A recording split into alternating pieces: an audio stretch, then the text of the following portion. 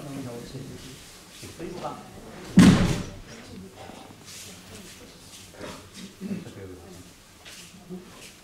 Nu skal jeg sådan der er ikke noget, der lige skal spørge.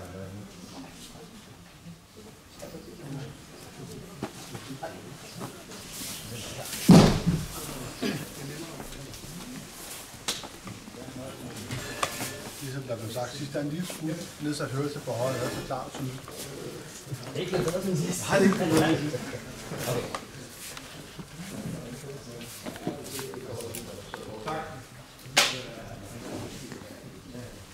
Godt. En licensfart er vi sikre på, at den er i orden. Der har vi kigget på.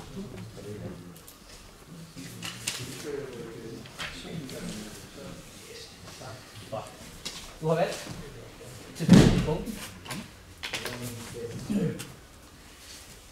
Og vi starter med atom i vandet. Og du skal fortælle os noget omkring atom i vasser, som skal vises på en pude, og så skal vi bagefter se det som en mikrovasser sammen. Ja.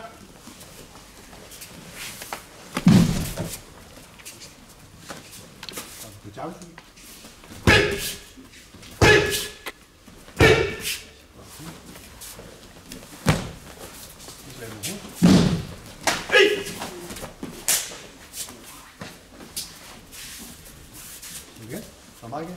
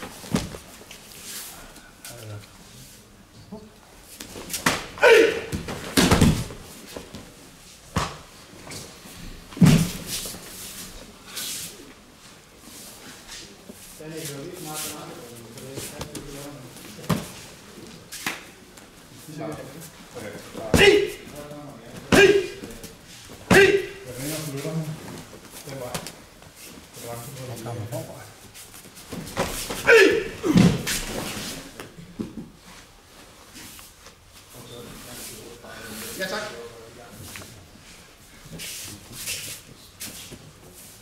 Sten, jeg har lige set i dit mic, der viser du, når du i grundformen, der har du sparker med højre ben, har højre ben bagerst, ja. Og så sparker du. Når du så laver den i hjemme, der har du bare lige taget en enkelt hvor du har den. Jo, det kan jeg en enkelt teknik, hvor du har den, sådan som du viser din basis. Ja, det kunne jeg godt kunne tage den samme igen. Vi kan bare køre herfra. Lige præcis. Godt.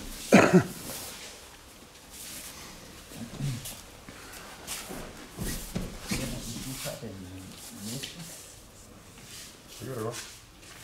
Jamen, skal vi se noget nakkebevægelse, og der er blevet valgt, hvad består kast af, vise og forklare efterfølgende.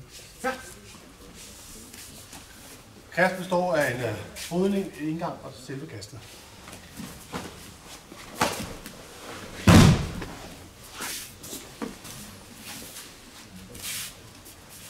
Jeg indleder min brydning og holder uge op, så der er plads til, at jeg kan komme ind under tyngdepunktet.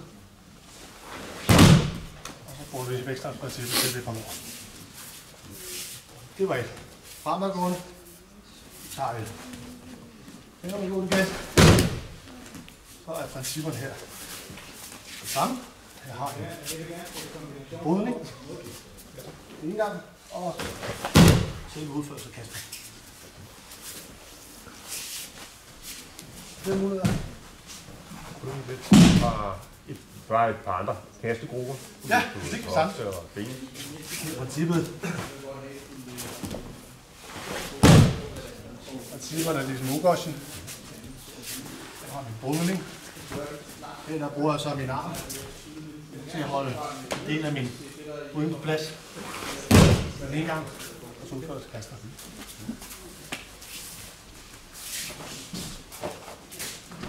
Længdekasse, så bruger jeg min indgang. Så bruger jeg så min position til at lave selvmålingen. Det er også min krop. Gå for selvkasten. Jeg kan også køre, hvis han trykker igen, så udnytter hans energi på at lade min brydning komme længere til selvkasten.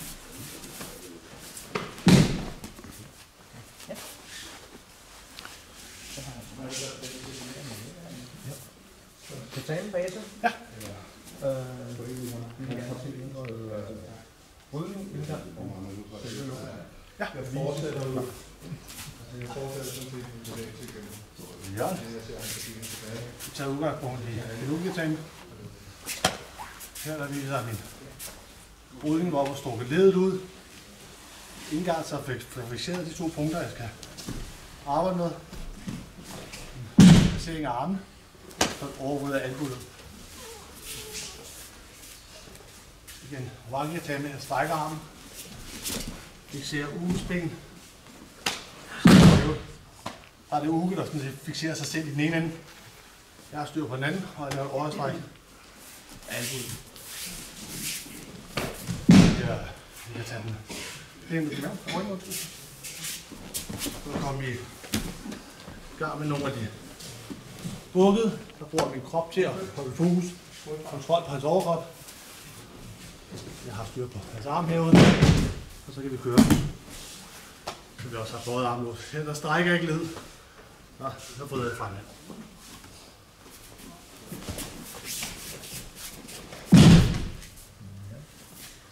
Du gør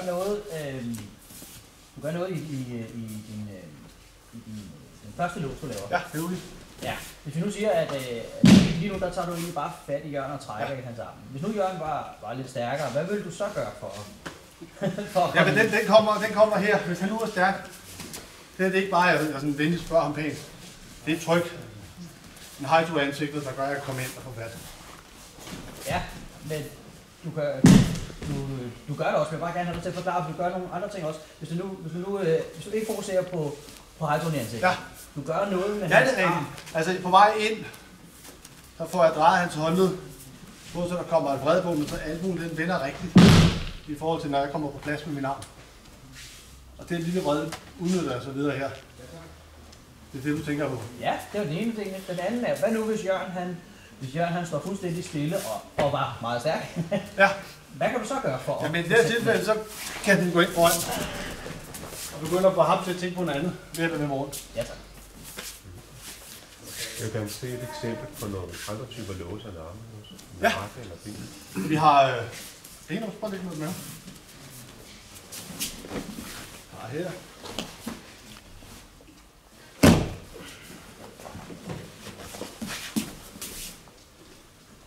Jeg ser på, at du kan mange låse. Jeg vil gerne have lidt forklaring på det. Ja, på låsen her, der går jeg ind. Hvad det egentlig er, der sker. Ja, det her tilfælde, der bruger jeg hans egen ankel som modhold ind i hans knæhæs. Fixerer så han ikke stikker af herfra, så lægger jeg vægten på. Så jeg overstrækker hans knæled. Samme princip laver jeg egentlig her. I stedet for hans hånd eller hans ankel. Så bruger jeg en håndled i samme position. Og min kropvægt til at fixere ham ned. Og lægge ham på musklen. Prøv at lægge ham på ryggen. Det var bukket. Vi har også en stræk, hvor jeg går ind, sætter ham ned på hoften. Har godt fat i hans ben, lægger mig ned, og så overstrækker jeg hans knæ. Det er fint, det er fint. Jeg kunne tænke mig at se et eksempel, hvor du igen arbejder med brydning, ligesom du viste på armlåsene, men på et ben eller en nakke. Ja. Jeg skal bare lægge det igen. Så tager jeg brydning herfra på...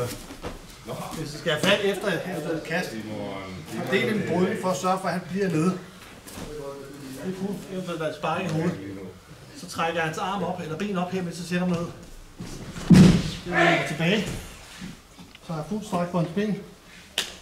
Eller noget rundt på hans krop.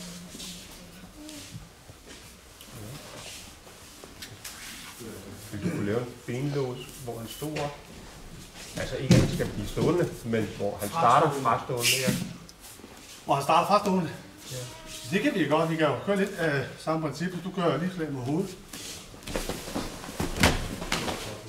Tak for det. Det var noget af den stil, jeg eftersøgte. Så. Det var noget af den stil, jeg eftersøgte, så det er vi glade for. Super.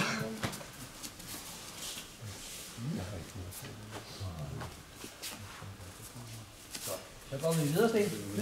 Så skal du forklare os noget om jiu-jitsu-principper. Og vi vil gerne have, at du kommer med nogle, hvordan du anvender nogle låse, og i forbindelse med noget kast, og noget, vi skal se noget mere brydning, og vi skal se nogle kombinationer og overtagelser. Ja. Låse i forbindelse med brydninger kan vi så udgangspunkt til at starte med evolukator. Du tager fast her. Her. Der er en indgang til selve kastet. Der bruger jeg en korrigation til at forstærke min indgang og brydning til selve kastet. I den her. Og herover kommer med et svikslag. Herfra også udgangspunkt kan jeg se. Vælger jeg at bruge forstærkning af en overstrækkende salgmulighed for at kunne lave min indgang til selve kastet. Kombinationer i forbindelse med til kast.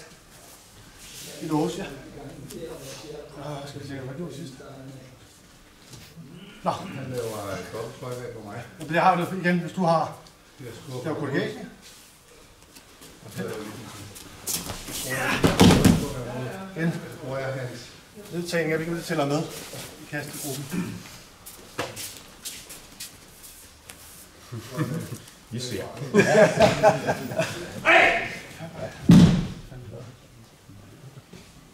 2 sekunder. Kombinationer, det kunne være, hvis Jørgen laver en kanulje eller en sivnak af mig.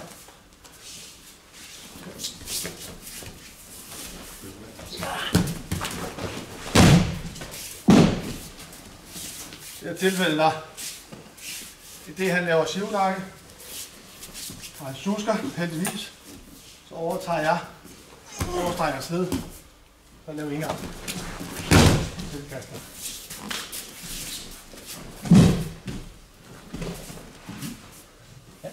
Der er altså ikke noget, jeg normalt gør. Susker der.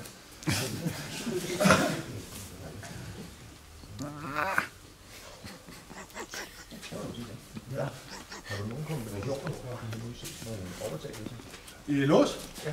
Ja. Nu skal vi komme med. Overtagelse. Så kombination. Overtagelse, den har vi vist med kollegiatisk kollegiatisk. Der er du prøver at vise, så lad os tage en kombination på kunst for eksempel. Ja. Jamen, prøv at lægge med ryggen. Kan man sige. For at gøre det så simpelt som muligt, så kunne det sagtens være, at jeg ligger og går efter en udegraven, og jeg får ikke fast, så strækker en arm ud. Og jeg starter i stedet for. For os. Ja, jeg går efter en djurke til mig, han får fat. Forlåt, hans håndled her. Hans håndled? Nej, undskyld, hans albue. Ja. Han er meget lang arm. Ja. Godt. Ja.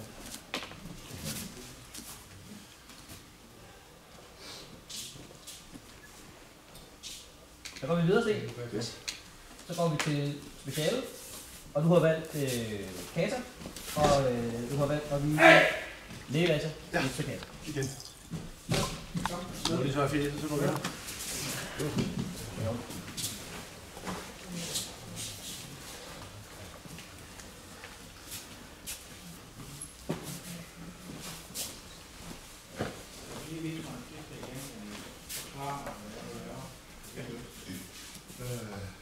Lad os tage det derfra.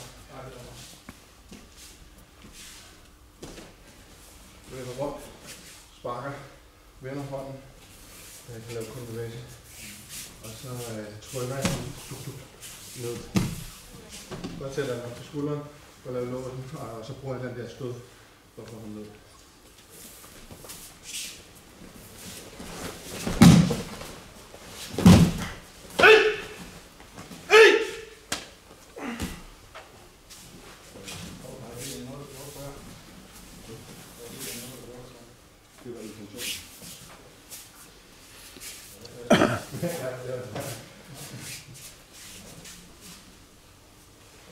Undskyld.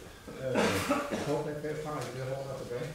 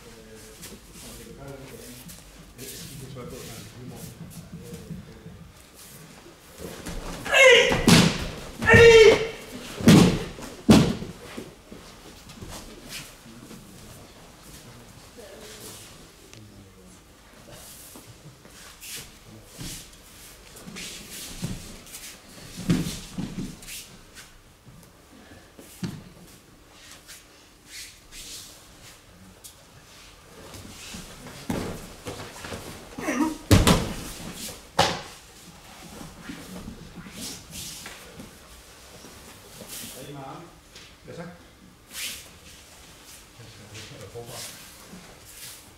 Hey!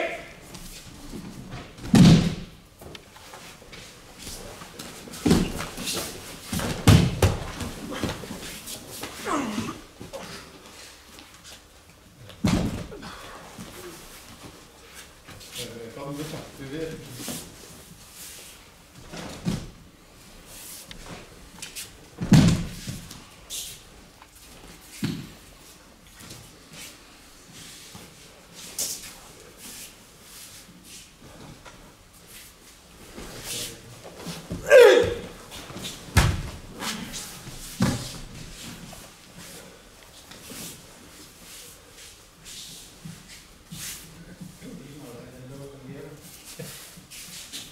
Teknikken fra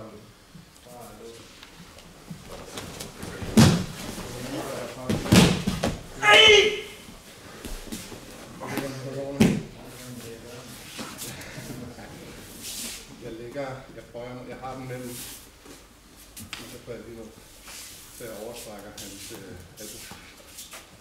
Så jeg havde tryk der og der, så trykker jeg. Så får jeg ikke noget af.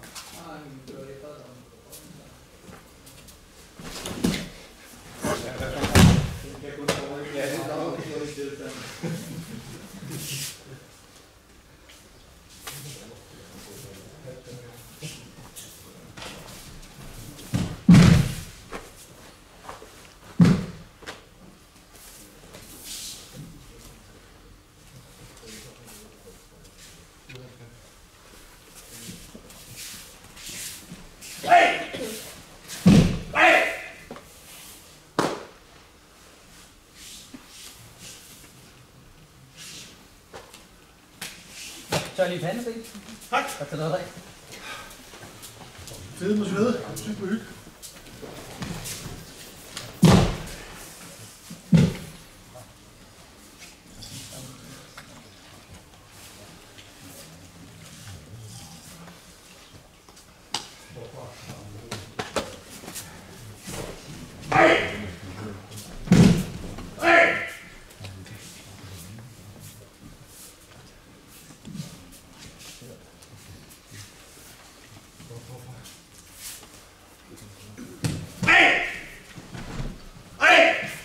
I orden, Sten? Tak. Vi går videre til dit frie-program. Ja. Og du skal fortælle i sådan cirka 10 minutters tid og vise. Yes. Jamen, som udgangspunkt, så har jeg jo sagt til jer, at det er Atimir'er, der er omdrejningspunktet i den her. Jeg vil vise nogle Atimir'er først ud, og så vil jeg vise 3 forskellige steder, hvor jeg bruger den med forskellige styrke. Både så ved en, kan man sige, markering, en tydelig Atimir til at komme videre til noget andet, eller som for eksempel en afslutning. Det vil jeg så lave henover med hænder og med spark og med alvor. Så det er det.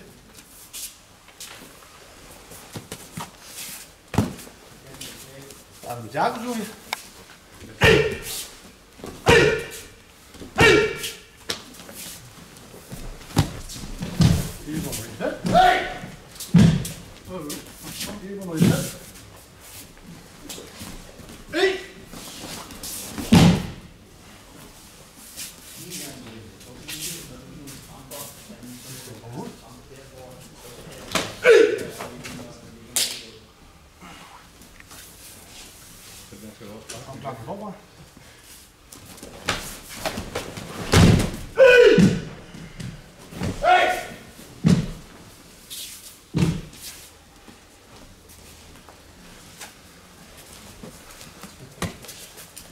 Tyson.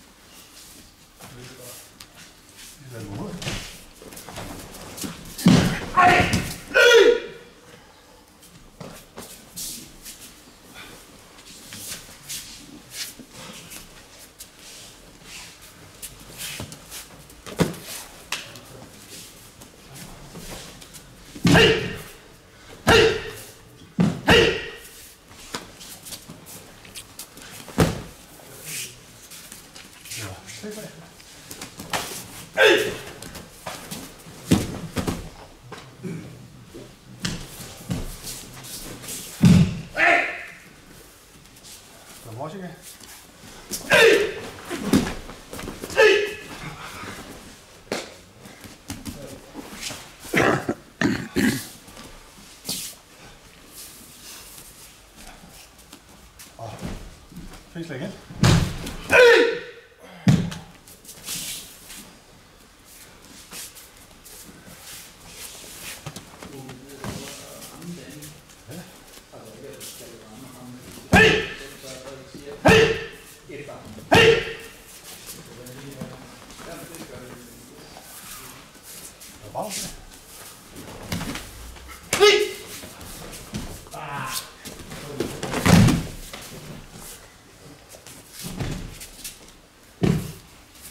Mike.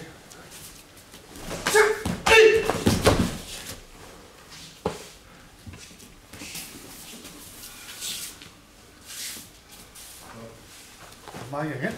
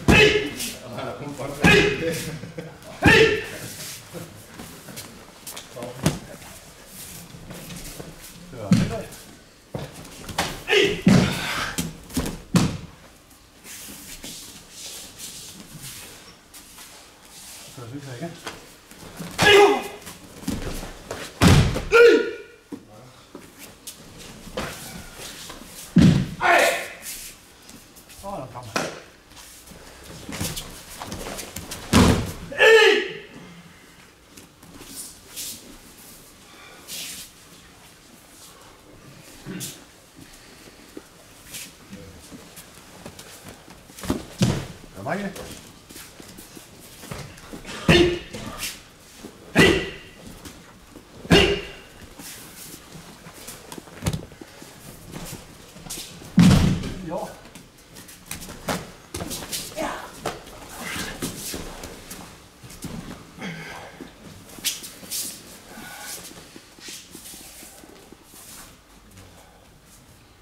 Ja. 1-1.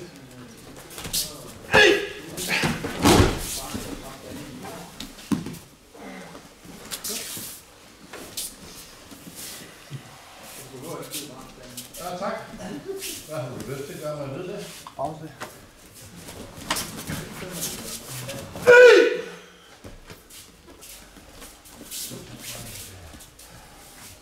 Julie.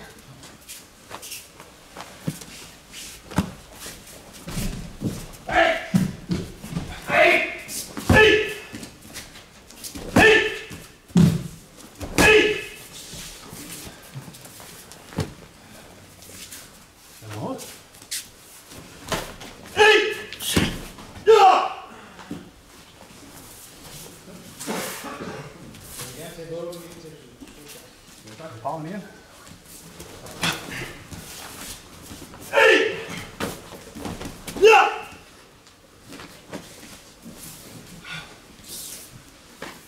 Den vil jeg gerne se igen. Ja. Herfra. Og åbne op her. Så en gang til uden forklaring. Må jeg bare se den igen. En gang til uden forklaring. Må jeg bare se den igen. Ja. Nej, bare.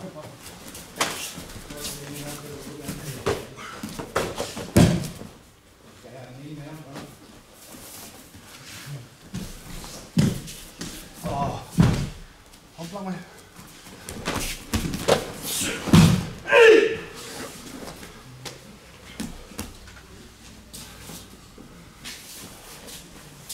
Jeg vil sige, Joko gav, når vi går den igennem, og der er ingen grund til at lave det.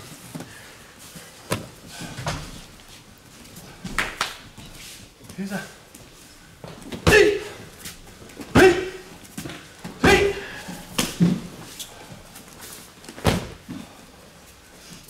Så kører vi Randers.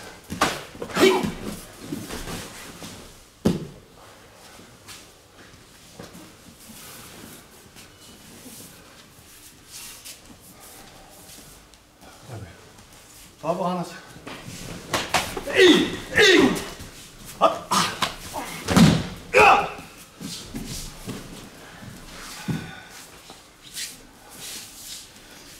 Lad mig ud.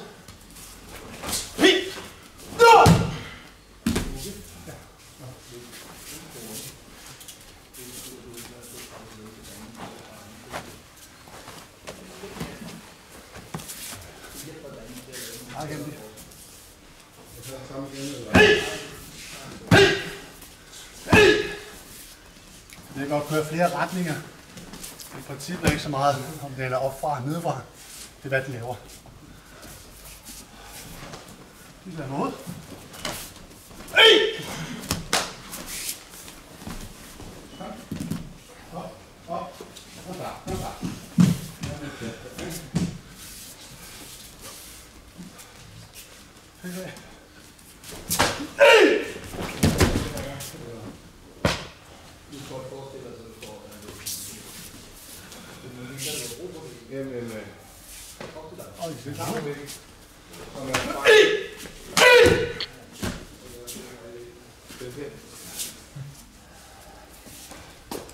Jeg ved ikke, hvor lang tid der er gået.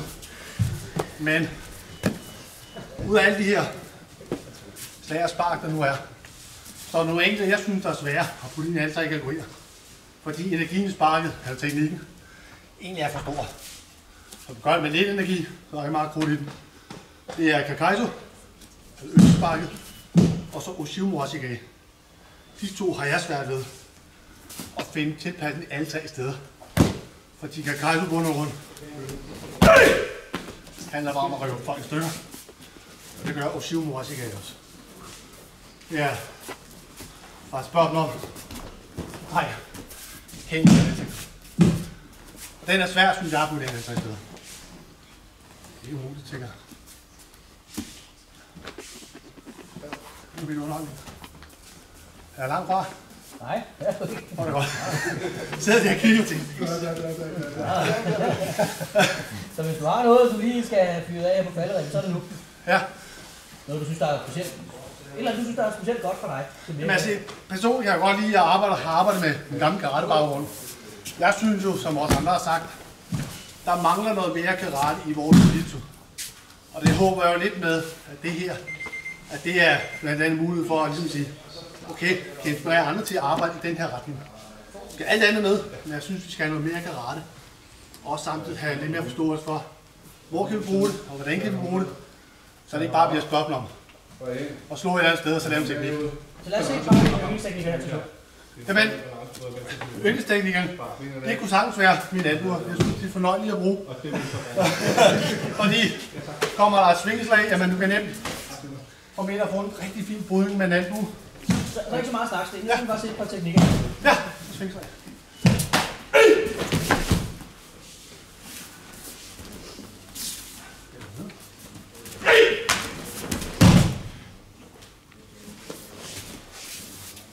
Må jeg ikke se den igen? Jeg kan se. Jeg kan se den sidste. Ja. Jeg kan den side.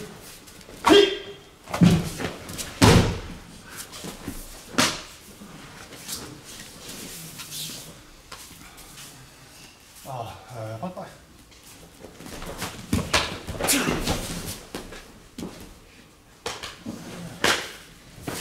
Jeg stjæler for dig. Ja tak, det er jo. Tag noget at drikke og... Tak. Hvordan?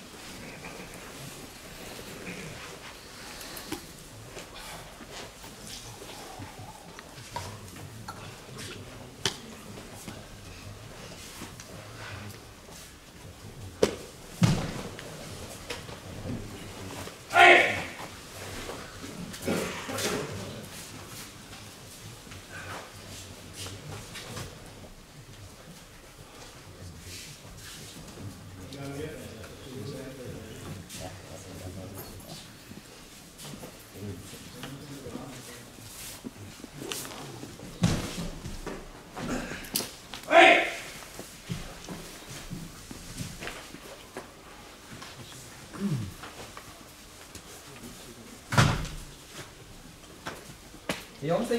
Tak. Så går vi videre til Diego. Ja.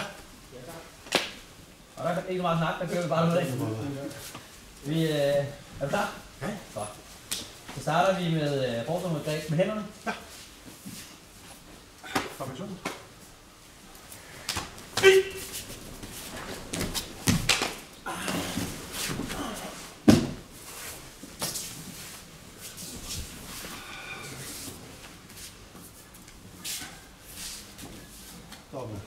Stop.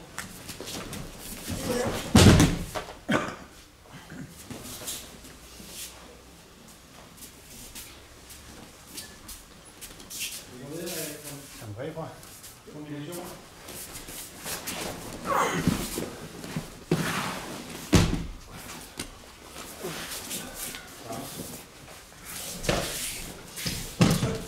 Udefra. Det er forfra.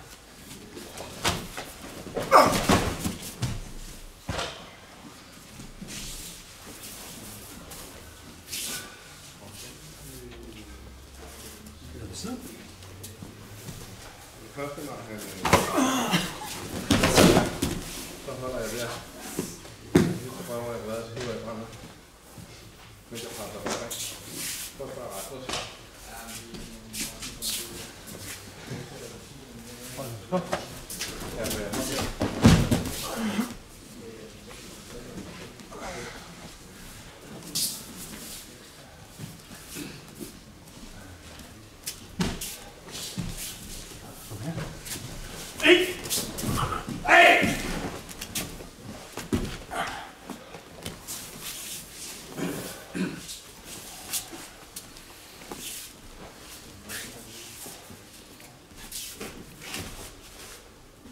Eller siden.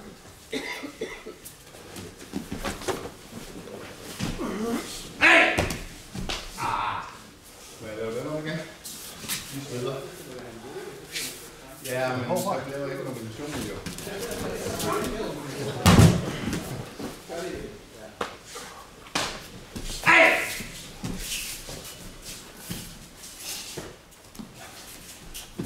Høj. Vil du lave det igen? Ja. Tak.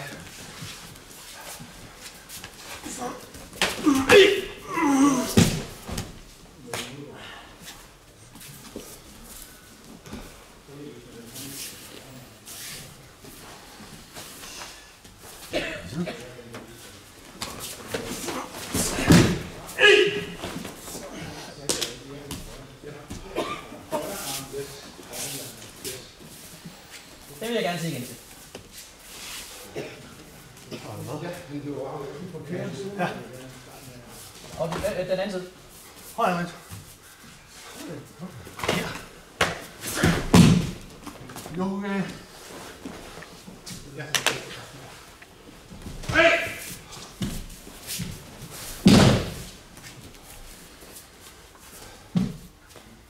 Finger. Højre.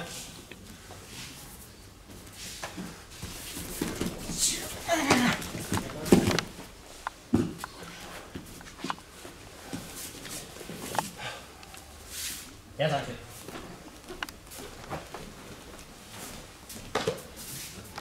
Ja, yes, så er det så. Vil du over på vægten og hænge frem? Så skal vi se forsvar mod greb med armene. Første kombination. Og så håber.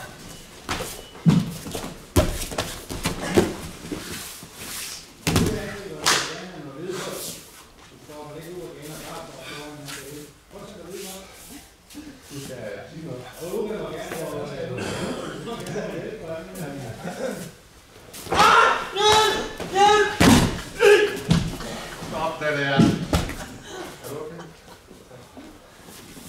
Vil du rigtig komme med knæ? Kom frem bagfra. Lukke. Åbne armene.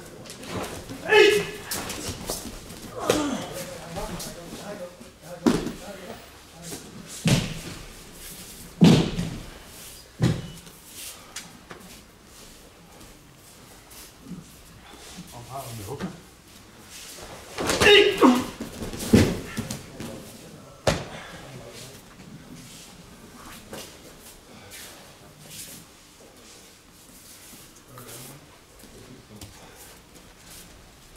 Ej, skal du komme herover? Og kommer igen.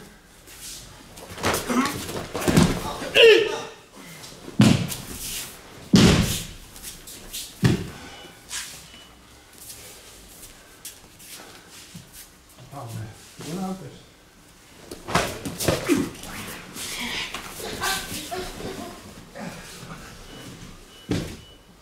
Er du okay? Nu stopper den der.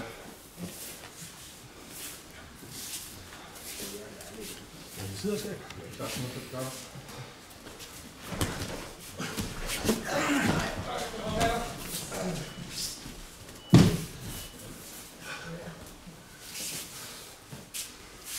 Siderskab igen.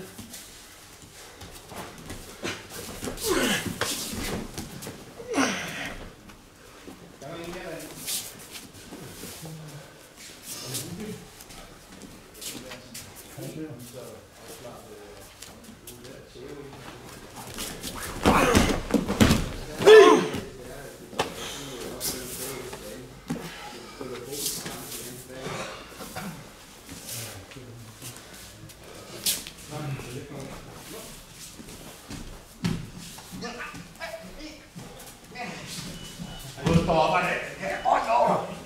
Og så forfra. Nu stopper det der. Godt. Så kan altid være så voldsomt. Se, må jeg se det? Ja. Ja, så. Jeg har en tønder bag.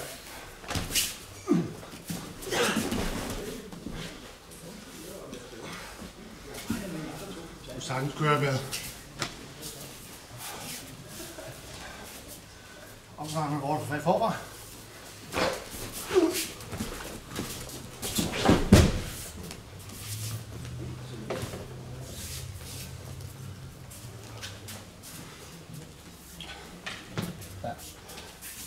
I oversen. Det er lige noget at drikke. Og tør vand.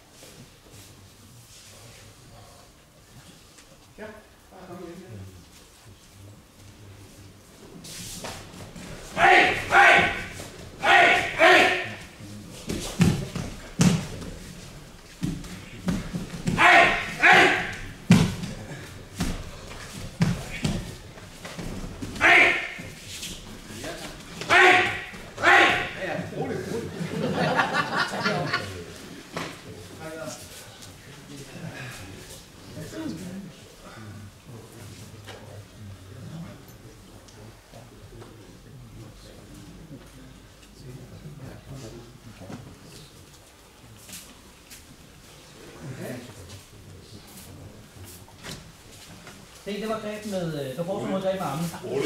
Når vi nu lidt går videre til forsvar mod slag, så vi gerne bede dig om at være tydeligere i de kardinalpunkter, de fokuspunkter, der er i de enkelte teknikker. Så måske lidt ned tempo. Måske bare en anelse ned, tydeligere i god jiu-jitsu-teknik. Jeg skal prøve.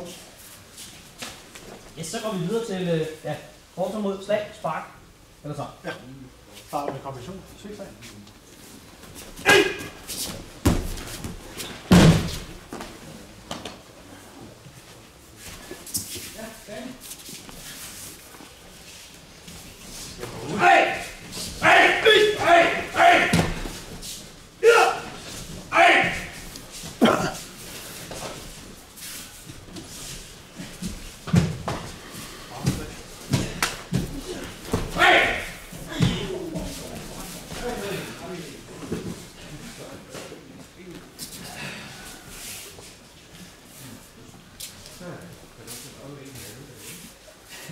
Stopper Anders.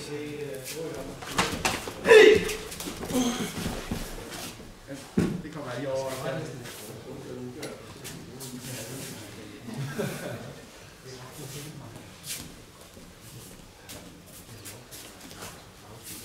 Oversigt.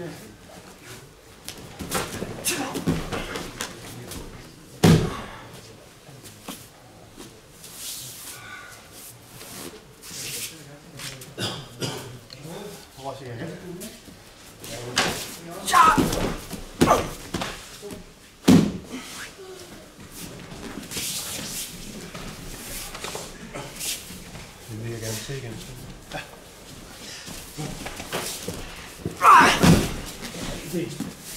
Det kan vi have været.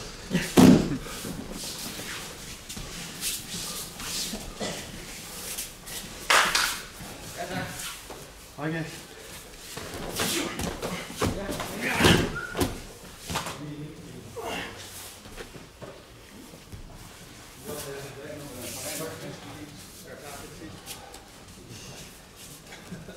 Vi skal igen.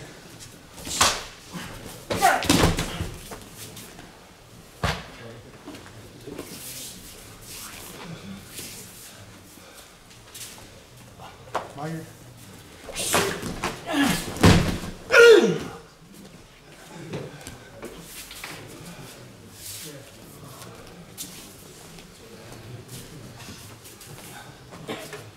Skal jeg tabe for? Det var så.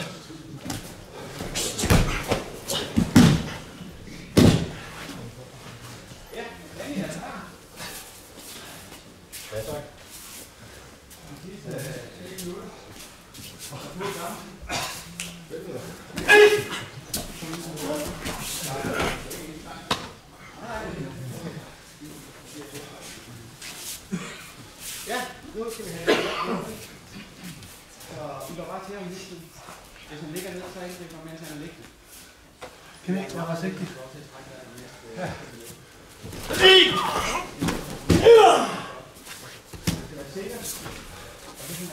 Jeg vil lige advare min uge. Han har dårlig erfaring. Ja. Ja, så han kører knæ hjemme. Flakerer en spids af på. Der vil jeg hænge smutter på. Så har vi ramt.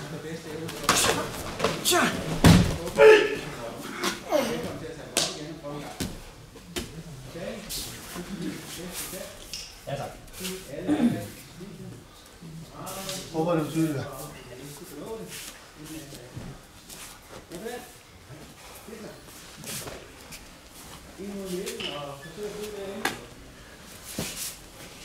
Klar? Ansvend!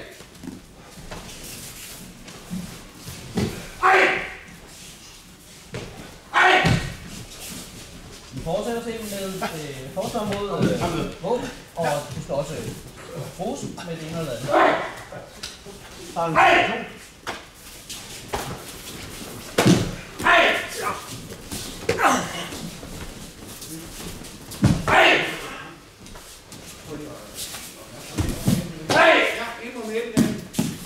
Sten, kan vi dreje den teknik, så vi kan se sidst, at... Ind på midten. Kom, go, go, go, go, go. Han er på midten. Go! Uge var ikke hurtigt nok. Ja, det er klart. Ja.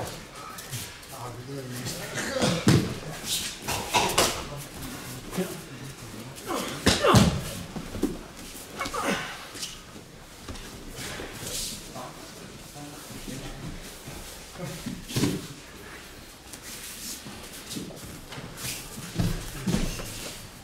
Vi stemmer her.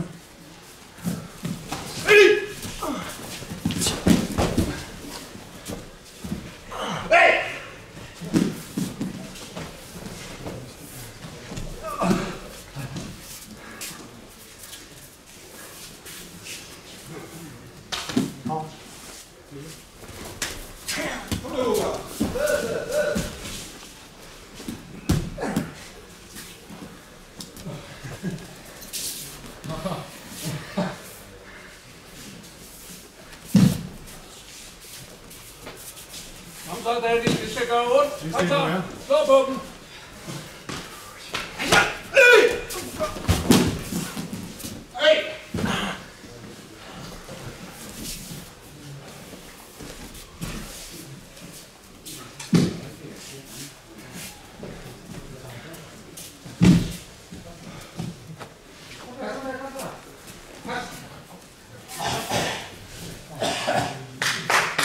Lav.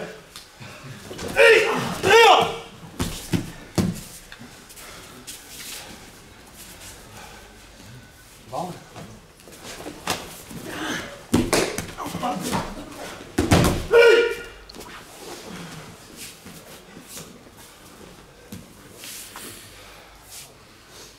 Det der smiler.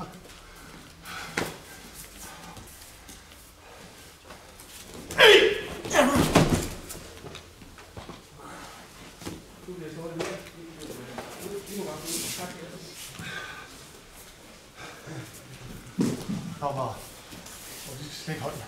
Hvad siger du? Og lige skal slække hånden og kaster. Ja. Shit.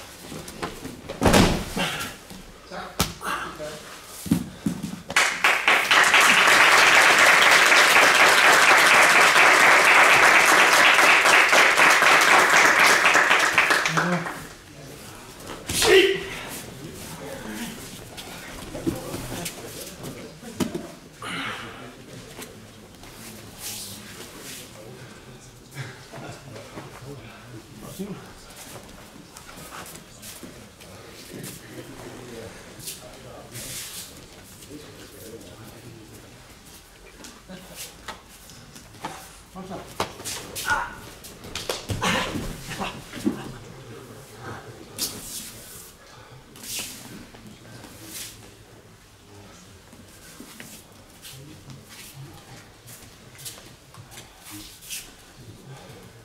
Okay, kom så okay.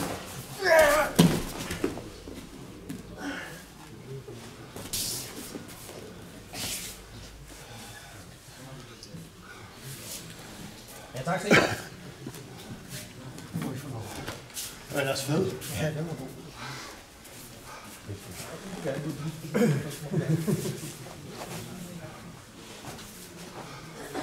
Hvad siger du? Jeg siger, at du havde en ekstra, du gerne ville lige. Den er ikke. Får den, når vi er færdige. Ja, hvis jeg overlever.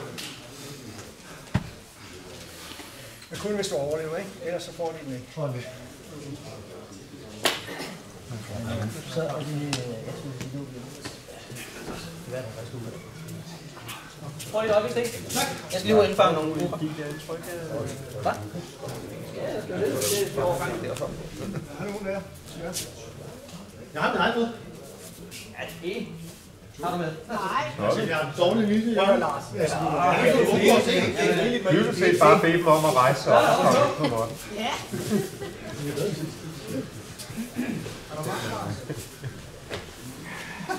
Det finder vi ud af. Det er sådan en håndboldalarm. Godt.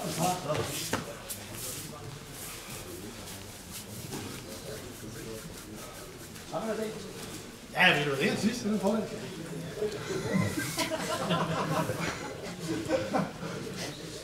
Godt, nu er det.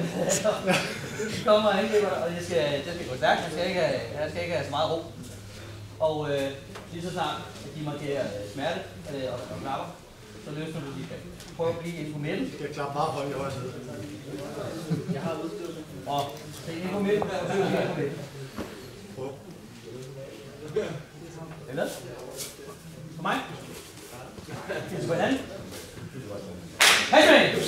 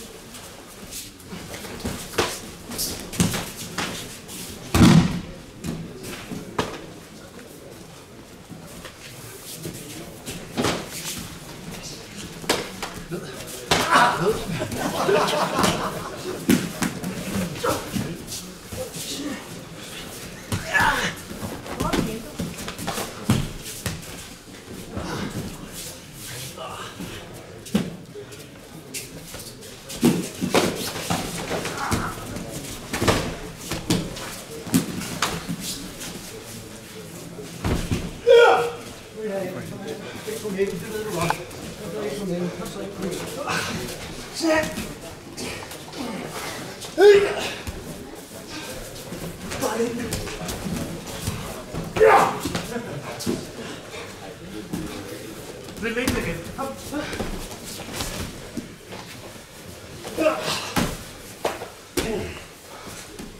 op, kom op. Jeg skal bare lige heroppe.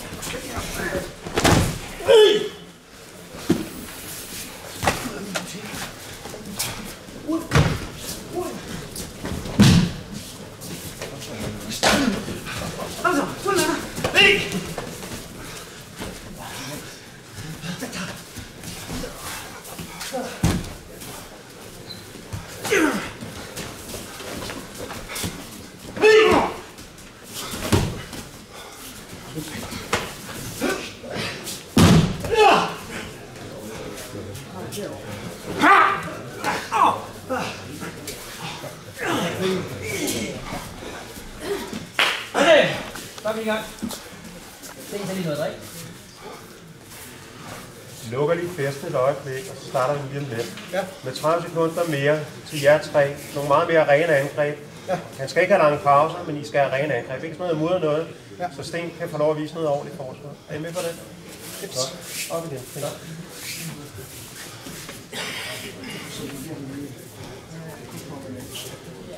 Ja. Ja, Henry!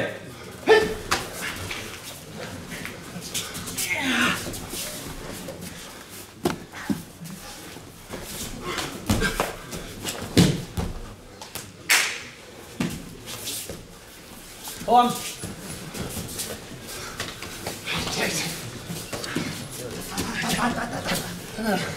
Ja, tak.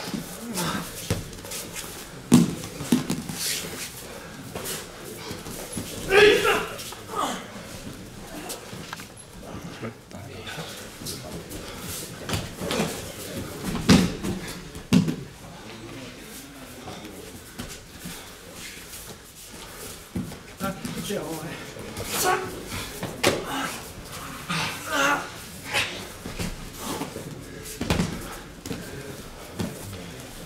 Hvad er det?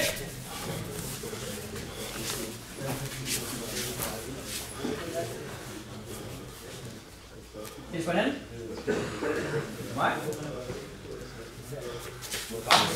Ja.